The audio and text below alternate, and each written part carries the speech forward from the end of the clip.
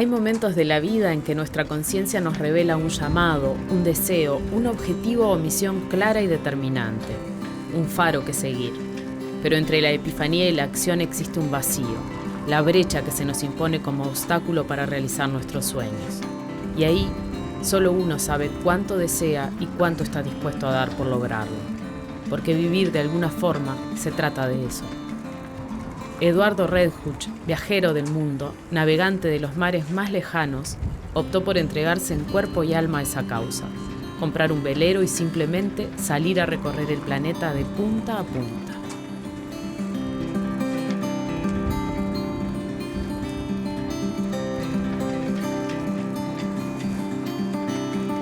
Eduardo.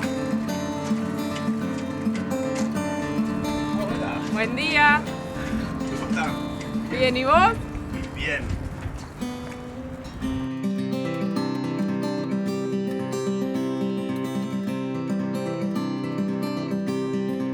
Eduardo, tu primer viaje fue por tierra y de mochila. Sí, ¿Cómo arrancó eso? y caminando. No, vos sabés que me abrió mucho las expectativas. Yo sentía también que en aquella época mi mundo era muy pequeño. Y eso fue lo que después me empezó a tentar a seguir viajando, viajando, ¿no? Terminaste en Barcelona en un momento, que fue donde tomaste contacto con algo que después sería me cambió. Sí. permanente en tu vida, que son los veleros. Claro. Bueno, ahí empiezo una marina como esta, igual que acá. Se llamaba el Club Marítimo de Barcelona, Real Club Marítimo de Barcelona. ¿Y qué hacías ahí? Y ahí vine porque tenía un amigo que era un remero, era club de remos también. Y bueno, cuando vi los veleros, quedé emocionadísimo, ¿no? Porque me parecían como aves dormidas que estaban esperando a algún mago que las encantara, ¿no? Para poder seguir por ahí. Y me dio un sentimiento de independencia total. Yo decía, andar con un velero, ¿no? Llevado por el viento era algo romántico, ¿no? Y como yo antes estaba, y vivir en un velero también. Y entonces te fascinó ese mundo de la marina ahí en Sí, Barcelona, sí. pero ¿cuál era tu vínculo con los veleros ahí? Ahí empecé a trabajar con ellos, ¿no? No tenía trabajo. Y entonces empecé a buscar y me dieron para hacer vernices, para pintarlos, ¿no? Y fue una linda forma de empezar a entrar suavemente sobre ellos, ¿no? A cuidarlos, a mimarlos, ¿no? Y bueno, y me fascinaba todo esto. Y yo absorbía todo porque me encantaba, ¿no? Me subía a los mástiles, los arreglaba también.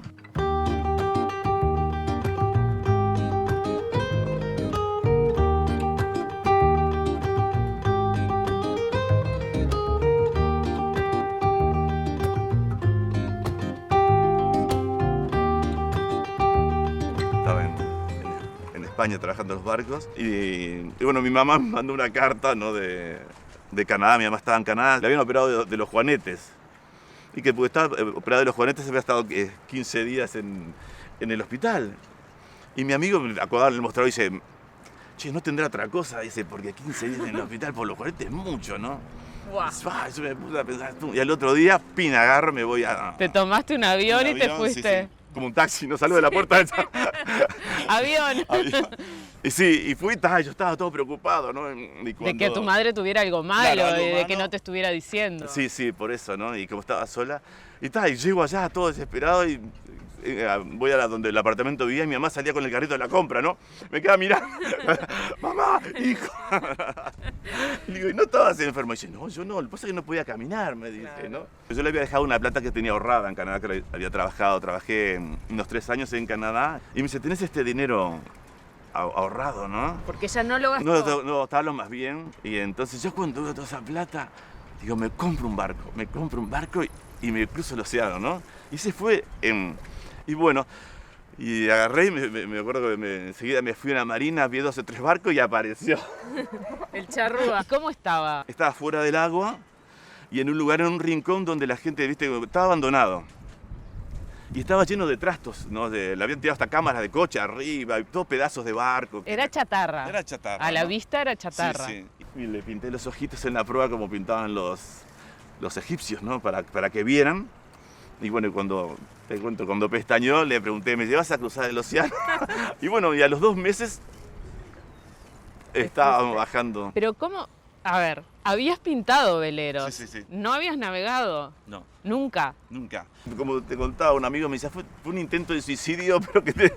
Te salió mal, fallido. ¿Qué llevaste? ¿Qué dijiste? Con esto voy a sobrevivir. ¿Qué pusiste adentro? Compré un sextante que me había costado $19, que es un instrumento para, con la altura del sol y las estrellas, puedes calcular más o menos en el medio del océano, en una carta, dónde te encontrás, ¿no? Tampoco lo sabía usar, pero después me di cuenta que era el astrolabio. Es como lo mismo que cruzó Colón. Lo que yo quería era cruzar el océano como fuera, ¿no? ¿Verdad? Para mí sería la aventura más grande de mi vida, pero partí de una forma que yo decía, o le pego al África, o le pego a Europa, a algún lado le voy a pegar, ¿no? ¿Cómo fue tu salida al mar en ese intento de suicidio? Y bueno, no, pero crucé el lago Ontario y llegué al río Hudson. Y entonces ahí empecé a bajar por el río Hudson. Pasaste frente a Nueva York. Sí, me anclé frente a Manhattan. Salgo, subo las velas, ¿no? Y el barco se inclina. Y empieza el velero a andar, ¿no? Y yo creo que ese día, ¿no? Para mí la vida comenzó a ser toda una fiesta, toda una aventura, ¿no? Esa sensación de libertad, ¿no? Que ahora iba a depender totalmente de mí mismo, nadie me iba a ayudar. No, iba a estar yo mismo con los elementos.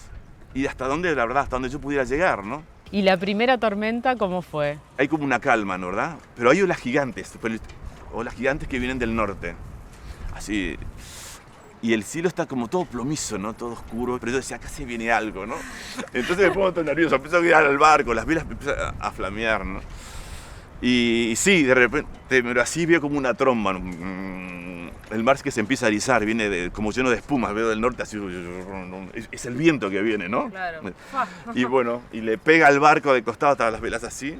Le pega así digamos, de estribor, de esta punta así. ¡Pum! El barco se inclina. ¡Chum! El mástil pega en el agua, ¿no? Pega así, yo quedé afirmado del otro lado, agarraba así. Y bueno, y llegó un momento de que estaba muy cansado, porque llegó la noche, y tenía frío, ¿no? Y ya no sabía más qué hacer, ¿no? Y fue que entré al barco, adentro tenía un farolito de querosén. Y yo siempre digo esto, me sentía protegido, entraba como al útero materno, ¿no? Cerraba todo y afuera ya no existía. Y me acosté en el medio del barco, que es el lugar donde se me movía menos, y me dormí. El barco queda totalmente cerrado, ¿no? Claro. Le pueden pasar las olas por encima, que él sale y sale. Y empecé a sentir el barco. El charrúa me estaba salvando, ¿no? ¿Verdad? El charrúa estaba allá toda la noche, chum. Él peleando. Él peleando en el medio del océano Atlántico, en el norte, ¿no? Chum, chum. Sentí tal vez lo que sentía, que había escuchado que los grandes capitanes sentían con sus barcos, ¿no? Esa lucha cuando estás en los límites, ¿no? De la vida y el riesgo. ¿Cuándo viste tierra por primera vez? Empecé porque había unos puntitos que eran las Islas Azores. Digo, bueno, yo paso por ahí a lo mejor. Y bueno, y en la mañana temprano iba con todo el velamen así abierto, ¿no? Navegando de mañana, me despierto así, prendo el Primus, ¿no? Y de repente veo las islas. Veo los picos de las islas de allá a lo lejos, ¿no? Y me emocionó muchísimo, ¿no? Me acuerdo que hice tortas fritas y todo.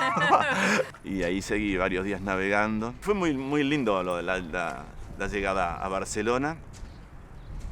Y bueno, y vos imaginate que si yo era antes el muchacho que limpiaba barcos y los pintaba, de repente había pasado a ser el marino que había cruzado el mar, ¿no? El océano. Entonces después me pedían consejos, pues yo los únicos consejos había disparatado mis consejos, ¿no?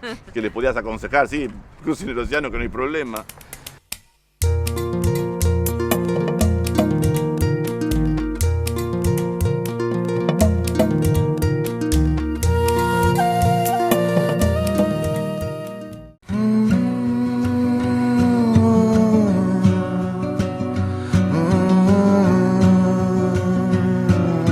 En su periplo por los 5 continentes, nadó con ballenas, conoció tribus perdidas en islas ridículamente bellas del Pacífico Sur, se cruzó con gitanos nómadas en tierras remotas entre Tailandia y Malasia. Sin sellos en el pasaporte, sin aduanas, sin trámites de migraciones. Viajar en el sentido más puro de la palabra.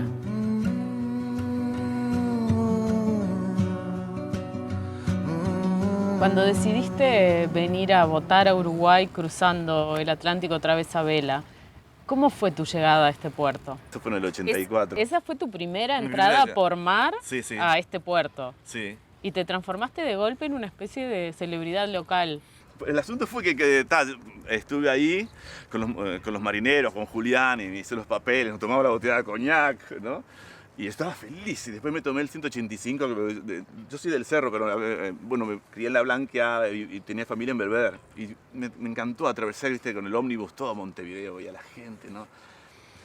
Y cuando volví al otro día, veo que estaba el charrúa, ¿no? Y alrededor del charrúa había mucha gente y estaban filmando también, ¿no?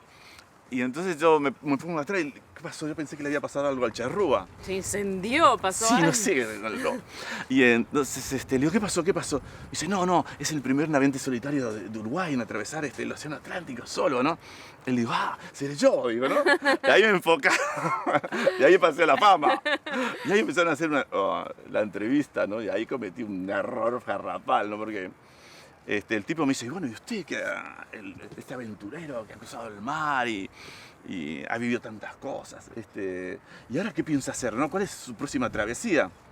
Y yo pensaba para mis adentros, yo me quería comprar una chacra acá, que estar en la familia, estar tranquilo. Y entonces digo, debes contestar algo exótico y lejano para impresionarlos, ¿no? A todos. Digo, estoy planeando irme al África la próxima sin duda, ¿no? Y me dice, ¿así? ¿Y cuándo se va? Y después me tuve que ir al África. ¿Y a qué lugar de África fuiste? A Ciudad del Cabo llegué. Me invitan a una recepción en la embajada de Uruguay, o sea, Uruguayan Yatman en Ciudad del Cabo. Y voy a la embajada, aquello era whisky por todos lados, champán, ¿no? Los crepes, ¿no? Y llega un momento que me tomé todo, ¿no? Entonces, digo así, viene el embajador con la guitarra y me dice, Eduardo, te están esperando, dice, para que cantes unas canciones. Y yo me muero de vergüenza, ¿no? Me siento en un taburete, se ponen ahí, había gente de diferentes embajadas y eso. Ahí entonces estaba esta Claudia, que era la secretaria de la embajada, que me tira como un salvavidas, ¿no? Y yo me aferro ahí y ahí nos enamoramos. ¿Se enamoraron? ¿Estuviste con ella? Y claro, partiste a seguir con tu destino de navegante solitario. Y después cuando llegó la época, me tengo que partir, ¿no? Y yo volveré, la abracé a Claudia en el puerto, volveré, te escribiré, ¿no? Pero yo decía, los marinos somos así, ¿no? Tenemos que partir. Y a medida que iba pasando el Cabo de Buena Esperanza, cada vez me iba sintiendo más chiquito, ¿no? Y yo pensaba, ¿no? Que ya no era una soledad que yo buscaba, era otra soledad, ¿no? Una soledad del que estaba enamorado, ¿no? Claro. Y que querías compartir cosas. Yo digo, ¿por qué me tengo que atar a un personaje, ¿no? A algo? Si yo había llegado acá para ser feliz, o sea, tenía que intentar ser feliz en lo que fuera, no solo navegando, igual en el campo, con los caballos, o yo que sé, estudiando algo, no sé. Y entonces lo consulté con el charrúa y si volvemos, y el charrúa se ¡buah! Solo él. Entonces sí, pegamos la vuelta y llegaba de madrugada. La llamé a Claudia, le dije que me sentía chiquito, que la extrañaba a ella. Quiero navegar con vos, le digo. Y entonces, ella, una empleada de la embajada, era la secretaria de la embajada, una vida igual. súper formal. Sí. Imagínate con toda ropa. Sí. ¿Qué te contestó? Sí, me dice, le digo, te llevo a donde quieras. Me digo, ¿a dónde quieres ir? Me dice, a Europa. Le digo, partamos a Europa. Y bueno, ahí dejó la embajada y se subió al barco, ¿no? Fue el momento más feliz de su vida, por supuesto. Y nos dejamos ir, tuvimos unos 25 días con las velas desplegadas, ¿viste? La vela, el foque para un costado, la vela mayor para el otro, el barco balanceándose a un viento suave, ¿no? Íbamos al trópico, ¿no? Claro. Llegamos a Bahía, después nos fuimos al Caribe. Y ahí estuvieron un buen Ahí tuvimos tiempo. buen tiempo, ahí ya las arcas mías, ya, el dinero ahorros ya. se había marchado, ¿no? ¿Cómo te manejabas con eso? Cuando el dinero se marchaba, el que habías ahorrado, ¿qué hacías? Ahí volví a trabajar. ¿Volvías a ¿Y qué trabajos hacías? He hecho de todo, por ejemplo en Sudáfrica trabajé de camarero, de mozo, y en el Caribe también conseguí trabajo de capitán ya en un barco precioso, se llaman Swan, es como el Rolls Royce de los barcos. ¿Y ahí ahorraste para Sí. poner proa de charrúa dónde? Después de no sé cuántos, 12 o 13 días de navegación, llegamos a las Islas Galápagos, que vamos bordeando esta isla de San Cristóbal, me acuerdo, y ¿qué vemos? Cerca de la costa vemos las orcas atacando pingüinos. Y bueno, me parecía también otro mundo, ¿no? Estaban las tortugas gigantes. ¿Y de ahí hacia dónde siguieron? De ahí seguimos a las Islas Marquesas, que son otras islas donde ya estaba Gauguin, ¿no? ¿Y qué comían? ¿Cómo era la Yo era- vida yo- ahí con Claudia? Porque sería distinto, ¿no? Ahora en pareja, los dos juntos, ¿cómo era un día? Ah, bueno, ya me cepillaba los dientes, ahora me bañaba. No, era muy lindo, o sea, la comida era la pesca, fundamentalmente la pesca. Estuvimos en las islas Tuamotus, que eran unos anillos gigantes, son volcanes hundidos. Una laguna de 30 millas de profundidad de más o menos 3 metros, lleno de corales y peces, y todo alrededor un anillo de arena y palmeras. El paraíso. Sí, eran lugares espectaculares. Ahí me podía quedar todo el tiempo también, ¿no? Y bueno, entonces voy navegando por las Cook, recorro varias islas en el camino, y de repente veo en la carta el reino de Tonga, decía, ¿no? Era un montón, un archipiélago de 200 islas desparramadas en el Pacífico, ¿no? Y digo, Tonga, tenemos que ir a Tonga, ¿no? Y Tonga, y estamos bordeando, empiezan a aparecer cientos de islas, ¿no? Con sus playas, más del 70% de las islas deshabitadas. La antigua Polinesia, la real Polinesia, la auténtica Polinesia. ¿Cómo es? con su ¿Cómo es la rey. gente? El rey, o sea, no fue colonizado No Tonga. fue, no. Entonces te miraban de igual a igual. Me anclé en una isla que se llama Nuku y me golpean, y te siento las palmas, ¿no? De la playa, ¿no? Y me dicen, Malolerey, Malolerey, ¿no? Y era como bienvenido, ¿no? Hola. Y bajo remando a tierra y me dan toda una cesta de comida, de frutos, y eso fue una tan linda bienvenida. Y después de ahí siguieron, Eduardo, Y bueno, me quedé un tiempo en las Islas Fiji, después estuve en Nueva Caledonia. y en un momento dijiste, bueno, llegó la hora de llevar a Claudia finalmente a cumplir tu promesa de ir a Europa. Sí, pero pasaron como muchos años más. ¿Cuántos años pasaron viajando? 20 años. 20 O sea, yo en años. total 25, pero con Claudia como 15, 20 años, sí.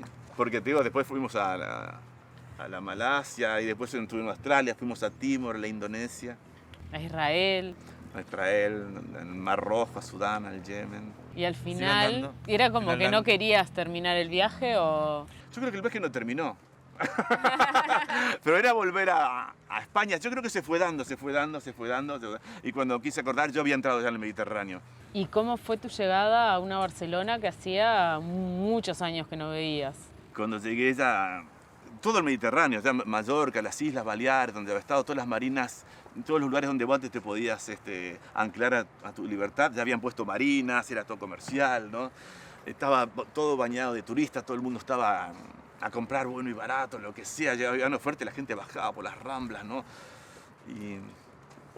Y llegó así un momento que yo me sentí mal, o sea, no era lo que yo esperaba, ¿viste? Con el tiempo me había no me había defraudado, había cambiado y yo también había cambiado.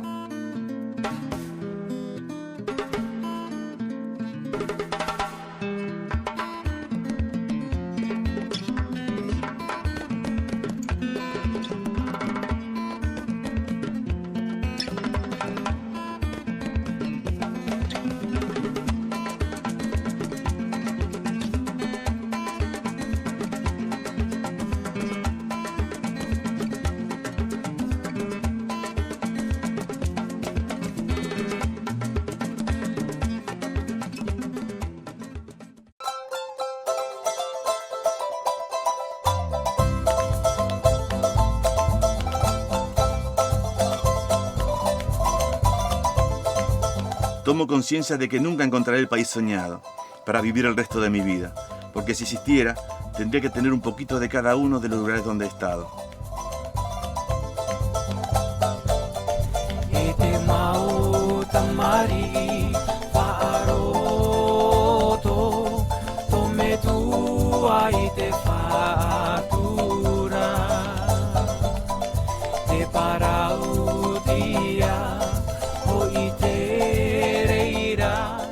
¿Cómo te encontraste al mundo una vez que volviste de ese largo viaje de casi 16 años y te integraste en España a trabajar en tierra?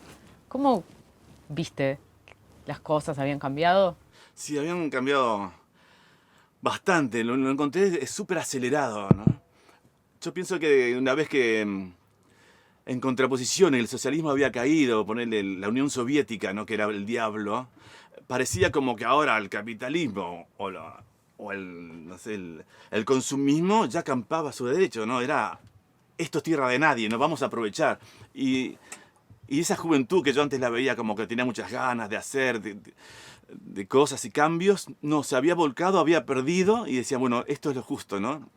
Y sobre todo lo vi en Europa, ya el querer de comprar y gastar y tener coches y más coches y bueno, eso es lo que me afectó, ¿no? Ya no había tiempo, nada. Me acuerdo que estaban, los niños nacían y ya a los 2 años ya los ponían en las guarderías y que aprendía inglés para el futuro y que aprendía computación. Y el niño no jugaba y no conocía a los padres, ¿no? Y la gente miraba, para ver el mundo, miraba la televisión. Si quería que lo abrazaran, iban a un quiróprata, a uno de masajes, ¿no? Para sentir un abrazo, seguir el contacto humano. Y si quería charlar con alguien, iban al psicólogo. Y después se había llenado de montones de filosofías hindúes, y esto pero eran para curar el alma, ¿no? Y si nosotros lo estábamos, sentí como que el mundo los estaba enfermando, ¿no? A veces como que no encajo en muchos lados, ¿no? Porque un gemelo nunca voy a encontrar, ni vos, ni nadie, ¿no? Pero podemos comulgar en un montón de otras cosas, ¿no? Y ahí en tierra, ¿qué pasa contigo y con Claudia? Con Claudia pasa que, bueno, ese fue el amor más grande de mi vida, ¿no? ¿Verdad? Y llega un momento de que a veces siento que una cosa es vivir y otra es durar, ¿no? No, mejor que los dos busquemos nuevos amores, ¿no? ¿Verdad? Que nos hagan vibrar, ¿no? Y eso fue lo que nos hizo, en cierta forma, separar, ¿no? Ella se quedó en Barcelona y yo seguí navegando. Nadie sabe hasta dónde puede llegar si no toma el riesgo de alejarse de la costa, ¿no? Entonces yo creo que, como digo, afuera de la costa siempre hay algo esperando, ¿no? Pero hay muchas costas, ¿eh? Está la costa esta geográfica del mar y están las costas que nos vamos formando nosotros. Siempre caminamos por una costa y no nos atrevemos a meternos o tierra adentro, mar adentro o en una relación, ¿no? Siempre estamos en la costa de la relación y no profundizamos, ¿no? Y yo creo que a veces, capaz que lo que yo aprendí es a transgredir en ciertas normas, ¿no? ¿Verdad? Que primero las transgredí conmigo mismo, con una cultura, con una forma de ser, cómo yo tenía que ser, estar formado para que la sociedad me aceptara, ¿no? Y eso también es lo bonito, lo interesante en una vida que nos toca, que es muy corta, ¿no? Que tenemos que hacer las cosas porque si no se va. Yo creo que no hay que guardar, ¿no? Es como si a una persona, vos la querés, tenés que decirle que te quiero, ¿no? Y vos querés bailar, bailá, ¿no? Aunque sientas que no porque es ridículo, bailá, ¿no? Que es una forma también de curar el alma. Tenés que hacerlo, ¿no? Es como, estás ahí, me tiraré el agua, no, y si tiraste al agua, no sé. Yo creo que tenemos que empezar a buscar nuestro espacio, ¿no? Porque la sociedad últimamente fue lo que encontré cuando volví, sobre todo la occidental, ¿no? Eso, te encasilla muy bien, entonces te obliga a vos a tener una máscara para que le agredes a todos los demás, ¿no? Entonces hay tantas normas que al último perdés la personalidad, sos uno más en el gris, en el estándar, ¿no? Claro. Vos podés sobrevivir, o sea, podés sobrevivir hasta los 104 años, 290 años, 80 años, pero una cosa es sobrevivir y otra cosa es vivir. Entonces yo aposté a vivir, ¿no? Lo otro, bueno, no sé, nunca quise planearme para cuando yo tenga 70, 80 años tener la casita y eso. No, yo prefiero los picos, ¿no? Yo prefiero ir a la montaña, ¿no? O sea, y ver lo que hay detrás de la montaña y arriesgar y bajarme, no sé. Podía vivir en el llano, ¿no? Yo aposté, como otra gente apostó a un futuro, a un cierto, a una seguridad, yo aposté a la aventura.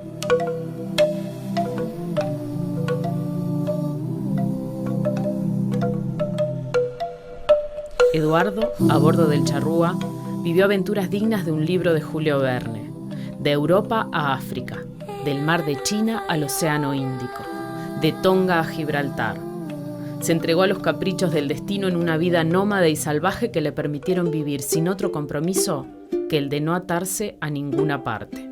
A veces pensamos que somos libres, que hacemos lo que queremos, cuando en realidad vivimos condicionados por lo que se puede y no se puede hacer. Sin embargo, cuando se cruzan los océanos y mares de todo el planeta a solas con el mar, el cielo y la propia conciencia, en un velero de 9 metros de eslora, todas esas leyes desaparecen para dejarnos cara a cara con nuestra verdadera esencia.